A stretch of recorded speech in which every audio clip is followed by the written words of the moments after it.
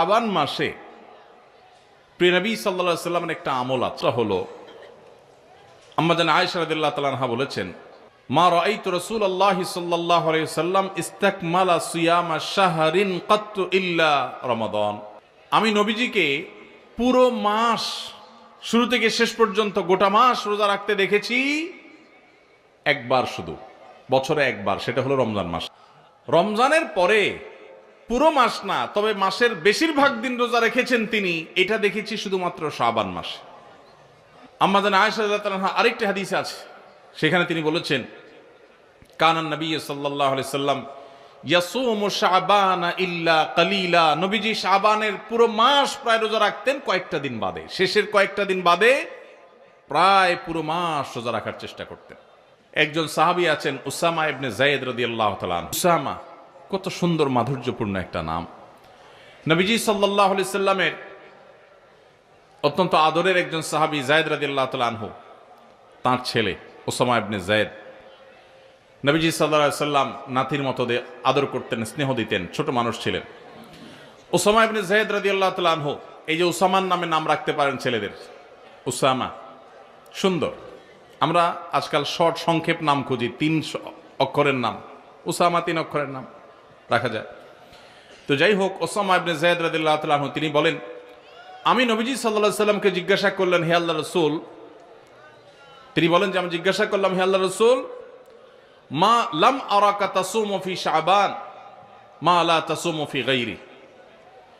আপনাকে দেখি আপনি শাবানে যত রোজা রাখেন অন্য কোন মাসে এত রোজা রাখেন না, কারণটা কি? হেতু কি? এ মাসে এত বেশি রোজা রাখার কারণটা কি? রোজার মাস তো রমজান মাস, কিন্তু শাবানে আপনি বেশি বেশি রোজা কেন রাখেন?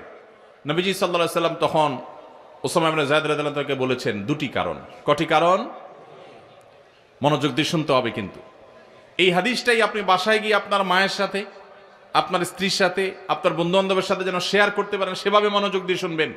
ওয়াজ মাহফিলের কথা বেশিরভাগই হারায় যায়, হারায় গেলে চলবে না ভাই। কারণ বলেছেন 2টা কারণ। নাম্বার 1, তিনি বলেছেন যাকা শাহরুন ইয়াগফুলুন নাসু বাইনা রজব ওয়া রমাদান। শাবান মাসের 2 ধারে, 2 প্রান্তে 2টি মাস আছে, যে 2টি মাস অনেক মহিমান্বিত, মর্যাদাপূর্ণ। শাবানের আগের মাসটার নাম কি ভাই? রজব। এই রজব মাসটা মহিমান্বিত কোন কারণে? মেরাজের কথা বলছেন। রজব মাসটা কেন মর্যাদাপূর্ণ, কেন এর মর্যাদা বেশি?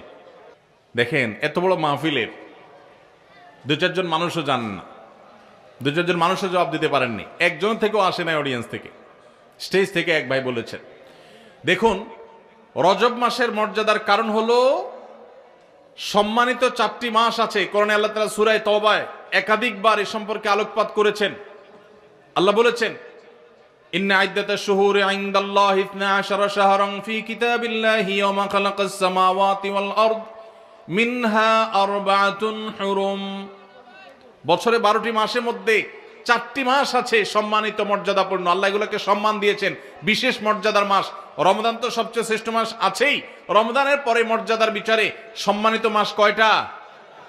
এই 4টার মধ্যে নবীজি সাল্লাল্লাহু আলাইহি সাল্লাম সহিহ বুখারীতে এই 4 মাসের ব্যাখ্যা বর্ণনা করতে গিয়ে তিনি বলেছেন সালাসুন মুতাওয়ালিয়াত। এই 4টার মধ্যে 3টা হলো ধারাবাহিক, জিলকদ, জিলহজ, মুহররম, আর চতুর্থ মাসটা হলো ওয়া রজব মুদর আল্লাযী বাইনা জুমাদা শাবান, এই যে রজব মাসটা। তাহলে রজব মাসটা সম্মানিত 4 মাসের একটা, সেজন্য এই মাসটা মূলত মহিমান্বিত। এই মাসে নবীজি সাল্লাল্লাহু আলাইহি সাল্লাম মেরাজ হয়েছে বলে অনেক ইতিহাসবিদগণ বলেছেন, আবার অন্য মাসে হওয়ার কথাও আছে, কিন্তু আসল তাৎপর্যের কারণ হলো রজব মাসটি হলো সম্মানিত 4 মাসের একটা।